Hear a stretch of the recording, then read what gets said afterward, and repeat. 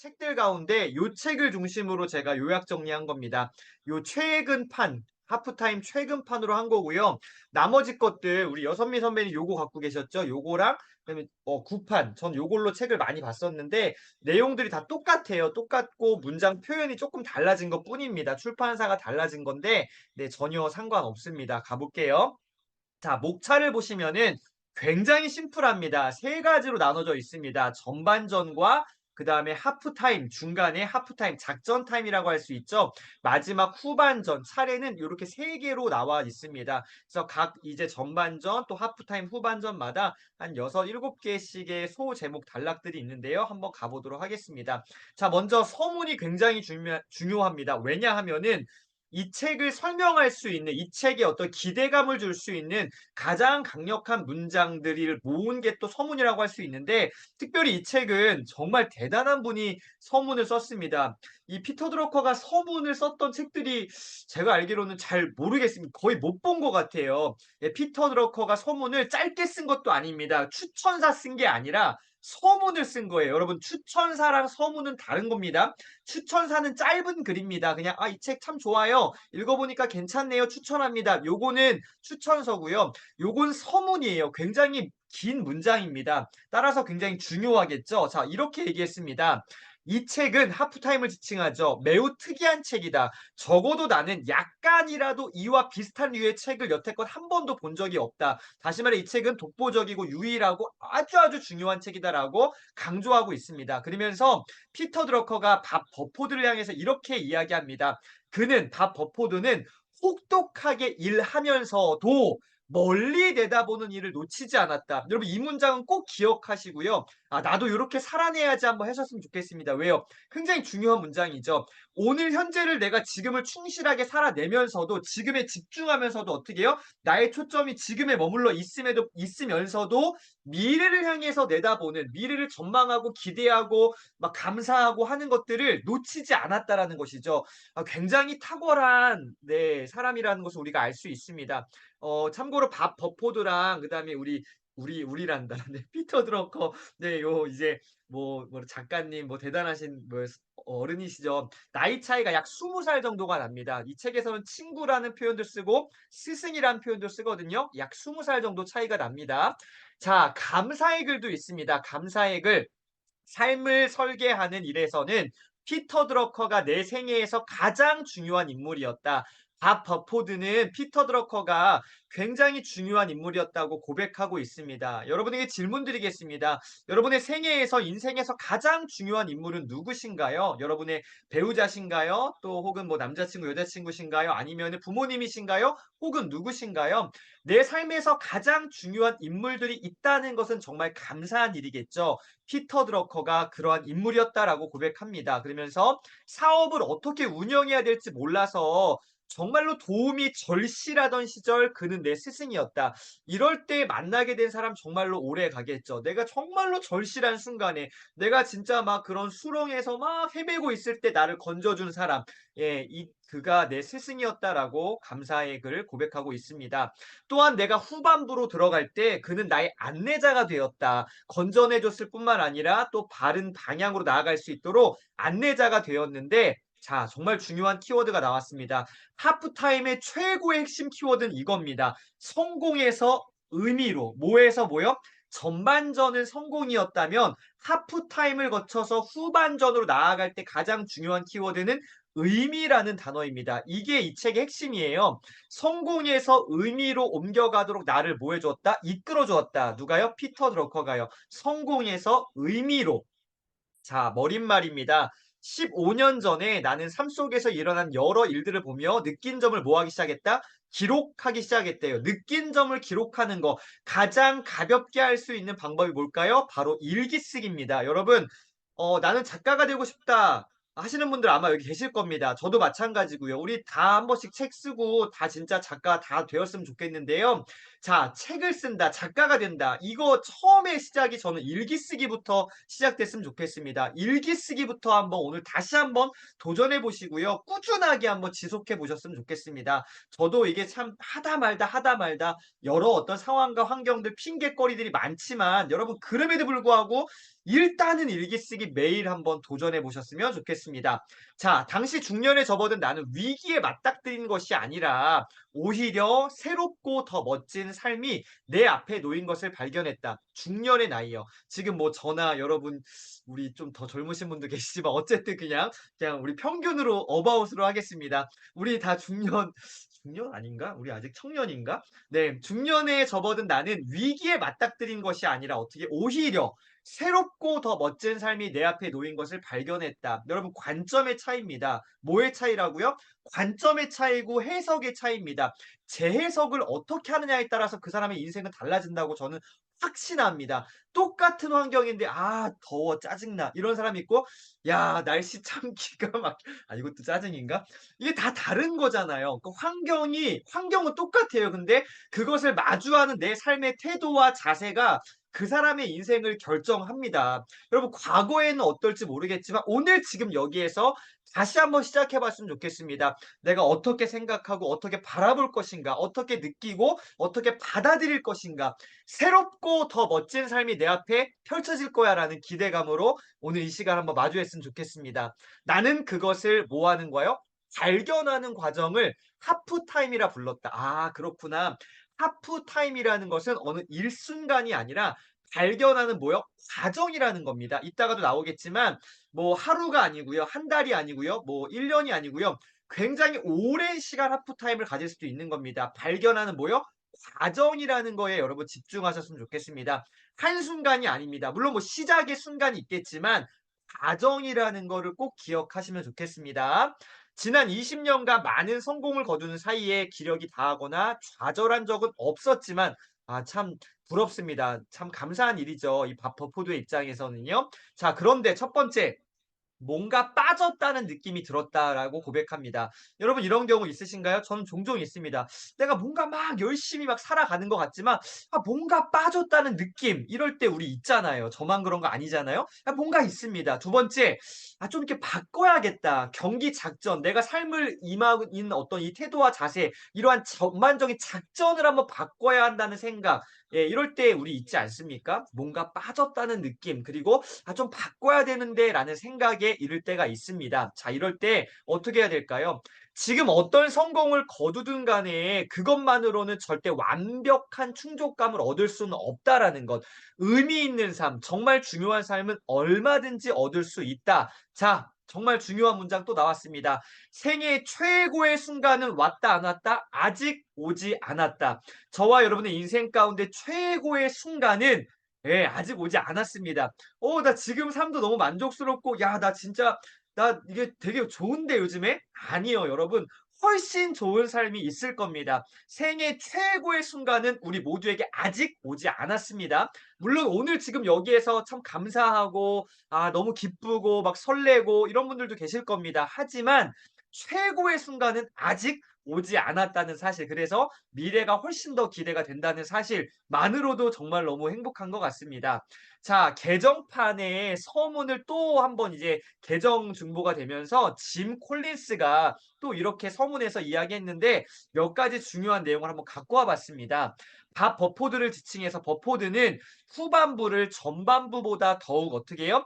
창조적이고 화끈하고 의미 있고 도전적이며 더 많이 배우고 뭐 하는 삶으로 헌신하는 삶이요.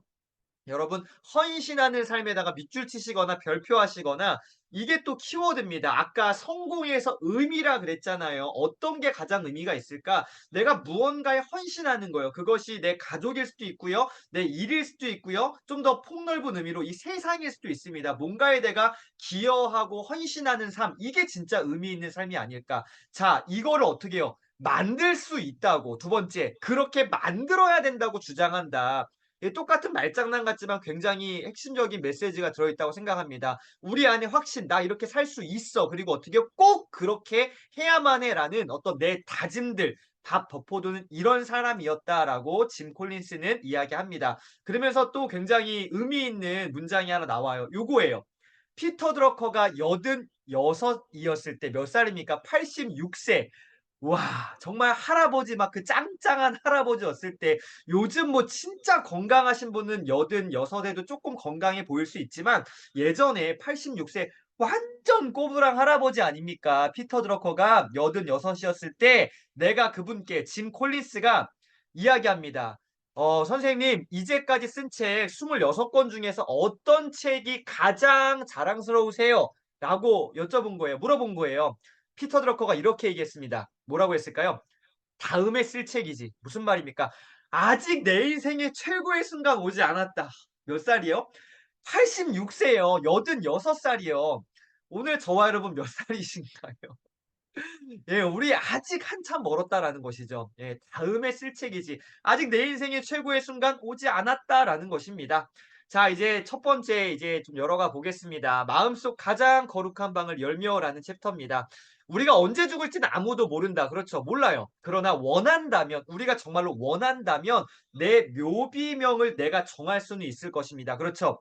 미리 내가 요렇게 하겠다라고 가족들에게 얘기해 두면 되겠죠. "나 요렇게 내가 혹시 먼저 죽게 되면은 나 요렇게 해 줘."라고 이야기할 수 있겠죠. 아주 참 예 기가 막힌 아이디어인 것 같습니다. 나는 정해 두었다. 밥 버포드는 정해 뒀대요. 생생한 이미지가 하나 있대요. 바로 뭐예요? 예 100x 뭐예요? 100배라는 뜻이죠. 100배예요.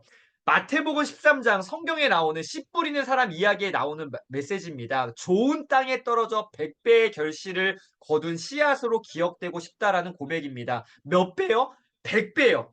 그러니까 우리 저와 여러분의 인생 가운데 100배의 어떤 뭔가를 남기고 싶다라는 이 엄청난 고백이죠. 야, 정말 10배도 대단한데 100배라는 거 어마어마한 비전과 그 의미와 가치가 있지 않을까 싶습니다. 여러분 그런데 어디에 내가 100배라는 거가 중요합니다. 성공, 100배 성공이 아니라 뭐요? 성공에서 의미로 정말로 의미 있는 100배가 중요하겠죠. 자, 그거 이제 찾아갈 겁니다.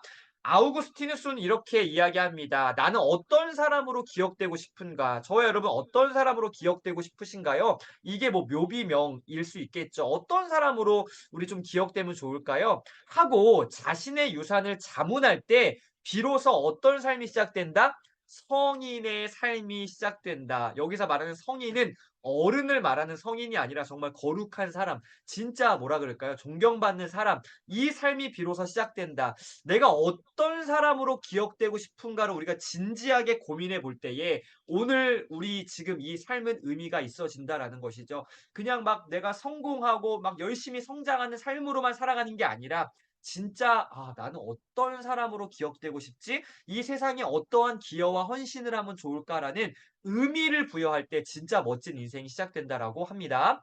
자, 여러분의 묘비명은 어떠한가요? 여러분, 묘비명 어떠하신가요?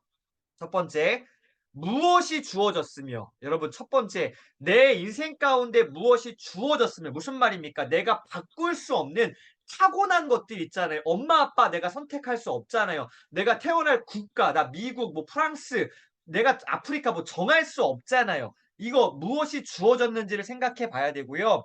두 번째, 뭘 하려는가를 또한 우리가 잘 생각해 봐야 됩니다. 자, 첫 번째, 1번은 바꿀 수 있다, 없다? 바꿀 수 없다. 이미 주어진 거 바꿀 수 없습니다. 근데 두 번째 보세요. 두 번째는 바꿀 수 있어요, 있어요? 이거는 바꿀 수 있습니다. 충분히 바꿀 수 있습니다. 자, 중요한 게 뭐냐면은 요 가운데 뭐가 빠져 있는 것 같죠? 이거 잘 보셔야 됩니다. 그것을 이용해야 됩니다. 뭘 이용해요? 첫 번째 거를 이용해야 돼요. 아, 나는 가진 게 별로 타고난 게 별로 없는데 너무 억울한 거 아니에요? 아니요. 여러분 아까 그랬잖아요. 재해석을 해야 된다고요. 내가 주어진 것들 어떻게 바라보고 어떻게 내가 느끼고 어떻게 활용하느냐에 따라서 정말로 한 배, 뭐 세 배, 10배, 100배의 인생이 달라지는 것 같습니다. 여러분 첫 번째, 나에게 주어졌던 것들을 그것을 이용해서 남아있는 우리 인생 가운데 뭘 할지를 우리가 잘 결정해 봤으면 좋겠습니다.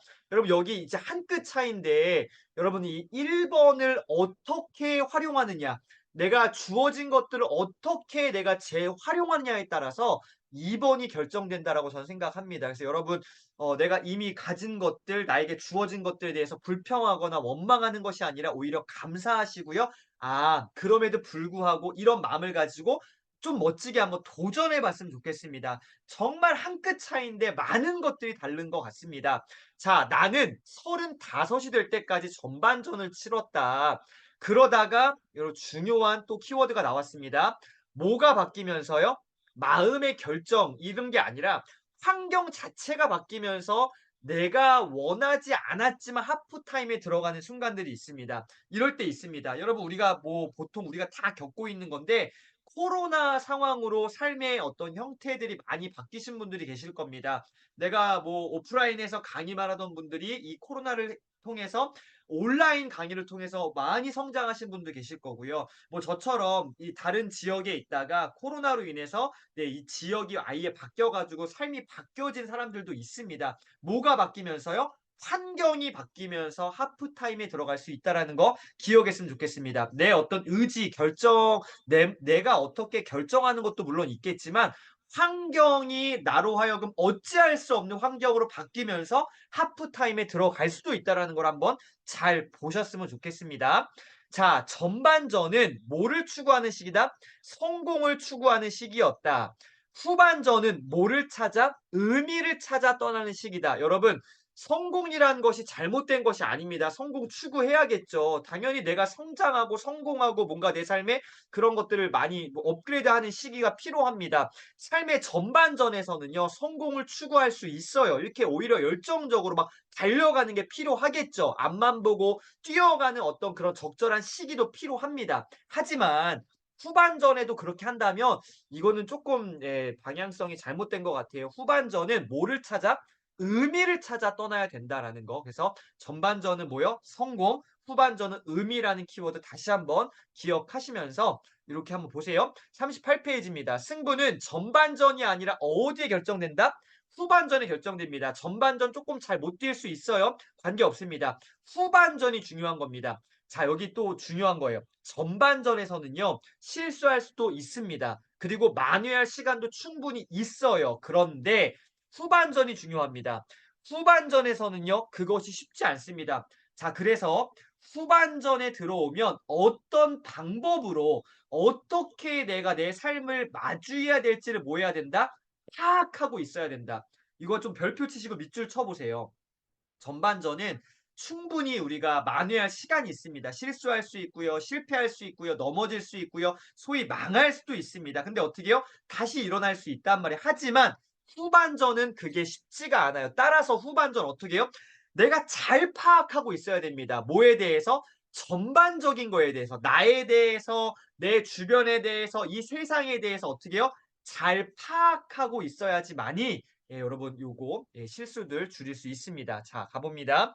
그저 삶에 나를 맡긴 채 체념에 살기보다는 어떻게 살아야 될까요? 새로운 지평, 새로운 도전을 기꺼이 뭐 해야 된다? 받아들여야 됩니다. 그래서 초점을 성공에서 의미로 옮길 준비를 해야 됩니다. 자, 여기 중요한 문장이요. 기꺼이 뭐 해라? 받아들이라. 아까 하프타임에 어떻게도 들어갈 수 있다고요? 환경이 바뀌면서 들어갈 수도 있는데 그 모든 것들을 어떻게 해야 된다고요? 기꺼이 받아들여야 돼요. '아 왜 나에겐 이런 일이 생긴 거야. 이 코로나 때문에 내 인생 완전 망했잖아.' 이런 게 아니라 어떻게 해요? 내가 어찌할 수 없는 거는 기꺼이 받아들이는 삶의 유연한 태도. 유연함이라고 여기 필기 한번 해 보세요. 유연하게 받아들일 수 있어야 됩니다. 막 너무 딱딱하게 막 짜증 내고 막 분노하고 원망하고 그래 봤자 자기만 손해입니다. 우리 다 알잖아요. 하지만 감정이라는 게 인간이 있기 때문에 잘 안 되는 거 저도 알아요. 저도 뭐 이렇게 얘기하지만 저도 잘 못합니다. 근데 어떻게 해요? 기꺼이 받아들여야 된다라는 거 다시 한번 우리가 정확히 인지하고 초점을 어떻게 해요? 성공의 키워드를 맞추는 게 아니라 이제는 의미로 옮길 뭐를 하자? 준비요. 다시 한번요. 뭘 하라고요? 준비하자라는 것입니다. 새로운 지평, 새로운 도전을 위해서 아직 내 인생의 최고의 순간 오지 않았다라는 거 다시 한번 기억하시면서요. 준비를 철저히 해야겠죠. 자, 이제 1부 전반전 본격적으로 한번 들어가 보겠습니다. 지금까지는 전반적인 어떤 전체적인 하프타임의 개관이었고요. 이제부터 전반전, 또 하프타임, 후반전 하나씩 살펴보도록 하겠습니다. 자, 1부 전반전입니다. 나는 그동안 삶의 주의를 기울이는 편이 아니었다. 여러분은 어떠신가요? 살면서 뭔가 주의를 잘 기울이시는 분이 계신 반면에 그냥 이렇게 또 편안하게 살아가시는 분도 계십니다. 이게 뭐 삶의 스타일이죠. 솔직히 말하면 40대 초반이 되어서야 비로소 삶을 가까이 들여다보기 시작했고 그러면서 내가 성공 공황에 빠졌다는 것을 알게 됐다. 이건 약간 좀 뭐라 그럴까 사람마다 다른 것 같습니다. 그러니까 내가 받아들이는 입장이 기준이 어떤 이 뭐라 양이랄까요? 어떤 느낌들이 다 다르기 때문에 여러분 뭐 이게 나는 성공공황 아닌데 또 남이 볼 때는 성공공황인데 본인은 아니라고 할 수도 있는 거고요. 이게 다 다른 겁니다. 그런데 중요한 게 뭐예요? 삶을 가까이 들여다보고 있는가 이 부분을 한번 잘 들여다보셨으면 좋겠습니다. 저와 여러분의 인생에 대해서 내가 막연하게 그냥 난 뭐 요렇게 편안하게 그냥 뭐 너무 가볍게 생각하는 게 아니라 이제는 한번 어떻게 해요? 쪼금 진중하게 좀 더 깊이 있게 한번 들여다보기 시작하셨으면 좋겠습니다. '인생이 뭐지? 나는 누구지? 우리 가족의 삶은 어떠한지? 어디로 가야 되지? 어떻게 내가 살아야 되지? 내 삶의 자세와 태도는 어떻게 좀 잘 이렇게 만들면 좋을까?' 등등 내 삶을 가까이 한번 들여다봤으면 좋겠습니다. 지금 여기 우리 함께 하신 분들 가운데 젊으신 분들 저보다 훨씬 젊으신 분들은 이게 아마 잘 안 될 겁니다. 이게 뭐 이런 뭐 강의를 듣고 책을 보더라도 이게 뭐 아직 이게 느낌이 안 올 수 있지만 한 40 넘어가고 나면은 이렇게 좀 이렇게 지금 웃으시는 분들은 이제 나이가 나오기 시작하죠. 우리들은 어떻게 해요? 뭐 그냥 좀 알잖아요. 살짝 이렇게 삶의 쓴맛도 보고 '요렇게 하면 망하는구나.' 등등. '이렇게 하면 인간관계 힘들어지고 내 인생 좀 피곤해지는구나.' 대충 알잖아요. 예 어떻게 해요? 가까이 좀 내 삶을 다시 한번 더 들여다봤으면 좋겠습니다. 자 지금 웃으시는 분들과 저를 포함해서 '내가 뭔가 안다.'라는 어떤 생각이 오히려 착각일 수 있습니다. 여기서 뭔가 딱 깨달음이 와야 되는데 '나는 이미 인생 다 힘든 거 겪어 봤어. 내가 진짜 옛날에 너무 고생했어. 나 우리 집 너무 찌질하게 막 힘들었고 내 인생은 너무 어려웠어. 나 다 알아. 겪어 봤어.' 이러시는 분들 저를 포함해서 이거 진짜 아닙니다. 진짜 인생에 더 쓴맛이 있을 수도 있고요. 예 그러니까 이게 그러니까 내가 나를 안다는 어떤 착각에서 우리 한번 좀 빠져나와서 더 깊이 있게 한번 들여다봐야 된다라는 것이죠. 그러니까 가볍게 생각하지 말고 쪼끔 더 진중하게요. 자 보세요. 나는 스스로에게 물었다. 내 진정한 목적이 뭐지? 나의 진정한 인생의 목적이 뭐지? 내 인생을 걸 만한 일이 뭐야? 내 소명, 내 사명이 뭐야? 나 어디로 가야 돼? 어떻게 살아야 돼? 예, 나는 어떤 사람으로 기억되고 싶은가 등등의 좀 더 무게감 있는 질문들을 한번 던져봐야 된다라는 것이죠. 막연하게 좀 잘 살아야지, 세상에 막 선한 영향력 끼쳐야지, 사람들 돕고 살아야지, 뭐 이런 어떤 그냥 좀 이렇게 듣기 좋은 말들뿐만 아니라 그런 것도 중요하지만 쪼끔 더 깊이 있게 '진짜 내 삶의 인생의 목적이 뭐지? 나는 어디에 내 인생을 걸어야 되지? 나는 어떤 사람으로 기억되고 싶지?'에 대해서 쪼끔 더 깊이 있게 한번 들어가야 된다라고 좀 저 작가는 이야기하고 있습니다. 자 인생 전반부는 성취라는 거, 획득이라는 거, 배움이라는 거, 돈벌이에 집중할 수밖에 없는 우리 세상 구조입니다. 누구에게든지 마찬가지입니다. 성취해야 되고 획득해야 되고 얻어내야 되고 배워야 되고 돈 버는 거 집중해야죠. 지금 이 현대 사회를 살아가고 있는 모든 사람들에게 해당합니다. 그리고 대개는 그것을 가장 일반적인 방식으로 해결합니다. 그러니까 학교 다녀야 되고 대학 가야 되고 직장 가야 뭐 해야 되고 결혼해야 되고 자녀 낳아야 되고 그냥 우리가 그냥 정해진 어떤 그냥 보편적인 어떤 삶의 행태들이 있잖아요. 이렇게 해결합니다. 교육을 받고 직장을 잡고 가정을 꾸리고 집을 사고 등등등등요. 대출 받아서 대출금 갚고 뭐 투자도 하고 좀 더 넉넉하게 다 똑같잖아요. 다르신 분 계신가요? 진짜 뭐 한 100명 중에 99.9명 똑같고 한 분 정도는 막 진짜 시골에 막 완전히 그냥 막 세상과 단절한 채 자기가 먹거리 만들어서 이렇게 자유롭게 사는 영혼도 있지만 대체적으로 다 똑같단 말이에요. 목표를 향해서 뭐 한다고요? 인생 전반부는요. 올라가는 인생이라는 거예요.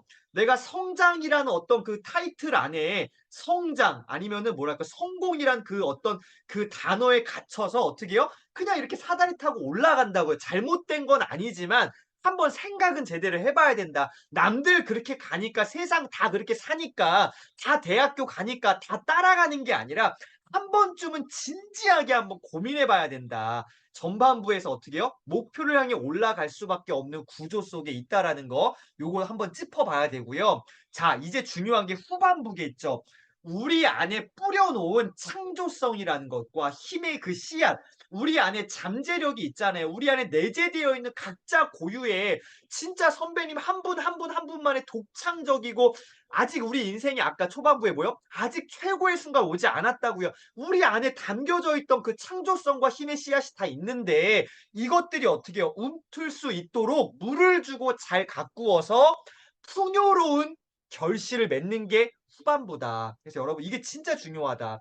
어떻게 하면 내가 풍요로운 결실을 맺을 수 있을까? 나에게 정말 그 창조성과 힘의 씨앗, 우리 포텐셜이라고 우리 안에 잠재성 있잖아요. 다 가능성이 아직 남아 있는데 이걸 어떻게 내가 싹 틔울 것인가에 대해서 진지하게 고민하고 한번 준비해 봐야 되는 시기가 바로 인생의 후반부다라고 박 버포드는 이야기하고 있습니다. 중요한 단어가 계속 나오고 있습니다. 풍요로운 결실이요. 여러분, 쪼잔한 결실을 맺는 게 아니라 풍요로운 결실을 맺었으면 좋겠습니다. 제가 이렇게 한 번씩 이런 표현들 쓰는데 쪼잔한 게 뭐예요? 나 혼자만 잘 먹고 잘 사는 거는 쪼잔한 겁니다. 근데 좀 멋지고 풍요로운 건 뭐예요? 나로 인해서 내 주변이 넉넉해지는 거예요. 예, 그러기 위해서 우리가 돈도 좀 많이 벌었으면 좋겠는 거고, 나 혼자 잘 먹고 잘 사는 게 아니라 주변을 좀 돌아볼 수 있는 넉넉함들이 우리 안에 있었으면 좋겠습니다. 여러분, 뭐 저는 이게 약간 뭐 나 때는 말이야 이렇게 얘기하는 거 아니라 이런 거 있잖아요. 예전에는 보통 이렇게 내가 한번 쏘잖아요. 내가 한번 쏘면은 다음에 네가 한번 쏘고 저는 이게 나쁘다라고 생각하진 않거든요. 내가 한번 이게 멋있게 쏠 수 있잖아요. 네. 너무 힘들면은 이렇게 뭐 잘 얘기하고 이렇게 뭐 이렇게 할 수도 있지만 한번 내가 밥 사고 다음에 네가 한번 사고. 근데 요즘에 다 뭐예요? 예, 이게 다 더치페이 하잖아요. 이게 그러니까 굉장히 합리적인 거 맞아요. 하지만 제 안에 어떤 한국적인 정서상에서는 약간 아쉽다. '아 옛날이 더 좋았다.'라는 생각들이 제 안에 있습니다. 그러니까 무슨 말이에요? 좀 '넉넉하게 한 번쯤은 내가 좀 이렇게 할 수도 있지 않을까.'라는 풍요로운 결실이요. 전반부에서는 어떻게 해요? 예, 당연히 더치페이 하는 거 맞아요. 우리 젊은이들은 그렇게 하는 거 맞지만 내가 어느 정도 이 인생의 전반부를 지나 하프타임을 건너서 후반부에 와 있다라고 생각된다라면 어떻게 해요? 예, 좀 이렇게 넉넉하게 더 베풀 수 있는 우리의 모습들이 됐으면 좋겠습니다. 저도 정말 그러한 예, 후반부를 기대합니다. 예, 아직은 저는 그래서 지금 네, 아직은 후반부가 오지 않았다. 통 크게 써야 되는데 그게 안 된다. 어쨌든 여러분, 예, 우리 후반부의 기준, 제가 생각하는 기준, 잘 쏘는 사람이 후반부에 와 있다라고 저는 생각합니다. 그래서 여러분 주변에 후반부에 와 계신 분들 계시면은 그분과 친하게 지내시면 좋습니다. 풍요로운 결실을 맺으시는 분들과 함께하면 참 좋겠습니다. 자, 농담 삼아 얘기했지만 잘 봤으면 좋겠습니다. 자, 53페이지 보세요. 삶의 오후로 이행하던 시기가 내게는 자, 첫 번째 시간과 재산입니다. 이거 동그라미 한번 해보세요. 시간, 재산. 이걸 뭐 해야 된다?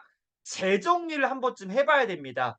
여러분 이거 인생에 한 번쯤 싹 정리 한번 해야 됩니다. 반드시 재산 정리해야 됩니다. 시간 정리해야 됩니다. 두 번째, 내 삶에 더 중요한 거예요. 가치와 내 삶에 나는 어떤 가치를 추구하고 있지? 그리고 미래의 내 모습, 퓨처 셀프, 미래의 모습을 재구성하는 시간을 반드시 가져야 됩니다. 요 네 가지요. 시간과 재산, 이거 물리적인 거죠. 이거 보여지는 겁니다. 내 시간과 내 재산, 물리적인 거, 보여지는 거 한번 재정리해야 됩니다. 보여지진 않아요. 아직 가치라는 거 잘 안 보입니다. 미래의 모습 잘 막연해요. 하지만 재구성하는 시간이 필요하다라는 거예요. 이게 하프타임입니다. 하프타임에 뭐 해야 된다고요? 시간과 재산 보여지는 거 재정리해야 되고요. 가치와 미래의 모습 보여지지 않는 거 재구성 한번 해봐야 돼요. 아까 그랬잖아요. 우리가 이렇게 학교 다닐 때 공부해야 되고 대학교 가야 되고 직장 잡아야 되고요. 뭐 결혼해야 되고요. 이런 어떤 이런 과정들 그냥 정해진 대로 가는 게 아니라 한 번쯤 어떻게 해요? 싹 뒤엎어 봐야 된다. 재정리하고 재구성해 봐야 된다. 그런 측면에서 하프타임 인생에 한 번, 예, 반드시 필요한 건데 아까 그랬죠. 이거 한 번의 시기가 아니라 어떻게 해요? 한 번의 어떤 시작점이 있어요. 시작점부터 어떻게 해요? 한 달이 될 수 있고 1년이 될 수 있고 수년이 될 수 있습니다. 뭐 10년이 넘을 수도 있어요. 이런 하프타임의 시간들 재정리와 재구성의 시간을 가져야 되고요. 한 달에 한 번 정도 각자가 시간과 재산, 가치와 미래의 모습에 대해서 재정리하고 재구성하는 이러한 월간 피드백의 시간들을 가져야 됩니다. 한 달에 한 번, 분기별로 한 번, 1년에 한 번 정도는 반드시 갖기를 저는 권해드립니다. 개인적으로 저는 이렇게 한번 정리합니다. 내 한 달의 시간을 한번 통계내보고 정리하는 시간, 또 저의 어떤 씀씀이에 대해서 어떻게 한번 내 이렇게 좀 수입과 지출에 대해서 정리하는 시간들, 각자만의 방법들이 있는데 어쨌든 재정리하고 재구성해야 됩니다. 정말 중요한 페이지입니다. 53페이지. 그것은 단지 새로운 정리가 아니었다. 완전히 새로운 출발이었다. 내 생애의 가장 중요한 시간이었다. 내게 완벽한 삶이란 어떤 삶일까? 여러분에게 완벽한 삶이란 어떤 삶입니까? 여러분 아까 제가 물리적인 어떤 정리해야 되는데요. 이 물리적으로 딱딱 정리된 인생이 완벽한 삶일까요? 물론 아주 중요한 부분을 차지하겠죠. 하지만 저는 뒤에 있는 내 인생의 가치와 내 방향성, 미래의 모습에 대한 이 정리, 이게 저는 조금 더 완벽한 삶의 중요한 부분이 아닐까 싶습니다. 보여지는 게 다가 아니다. 보여지지 않는 우리의 내면, 이게 더 가치 있다라고 저는 생각합니다. 아까 풍요롭다라는 이 단어 표현에서 이 어떤 돈에 대해서 이게 어떤 풍요의 기준이 아니다. 이거는 정말 아주 지극히 아주 작은 영역, 그러나 중요합니다. 돈이 없으면 물론 어렵잖아요. 중요해요. 하지만 이거 얼마 안 된다라는 거죠. 우리의 어떤 마음의 자산이 훨씬 더 풍요로움의 기준이 돼야 되는데 이것들을 찾아가고 정리하고 정비하는 게 완벽한 삶의 출발이다라는 것입니다. 자, 밥 버포드의 이야기가 나오고 있습니다. 아버지, 밥 버포드의 아버지는 이 엄마겠죠. 젊은 아내와 자기를 포함한 사내 아이 셋을 남기고 세상을 떠나셨고 남은 식구끼리 생활을 꾸려갔다. 이런 가정사 이야기를 하고 있습니다. 그러면서 저는 이 부분을 좀 여러분과 나누고 싶어서 이거 이렇게 정리한 거예요. 갑자기 홀로 서야 했던, 예, 이런 순간들 있지 않으세요? 내가 예측하지 못한, 내가 상상하지 못한 나에게 훅 들어오는 내 삶의 위기와 어려움의 문제의 순간들 있잖아요. 이럴 때요. 이때 갑자기 홀로 서야 했던 이러한 순간들이 오히려 전화위복, 기회가 될 수 있다라는 것입니다. 이때 어머니는 어떻게 요 어떻게 살아가지? 이게 아니라 어머니는 안목 높은 방송사업 경영자로 오히려 어떻게 요 성공하게 된 계기가 됐다라는 것이죠. 그러니까 여러분 아까 제가 그랬잖아요. 타고난 게 있어요. 내가 바꿀 수 없는 것들 있잖아요. 그것이 어쩌면은 우리로 하여금 우리가 더 풍요롭게 살아갈 수 있는 아주 좋은 기준점이 될 수 있다라는 겁니다. 갑자기 홀로 서야 했던 여러분 갑자기 뭔가 어려움이 막 다가올 때 있어요. 그때 어떻게 해요? 내 인생은 왜 늘 나에게는 힘들만 찾아올까라고만 생각하지 마시고 어떻게 해요? 이게 오히려 어쩌면 기회가 될 수 있구나라는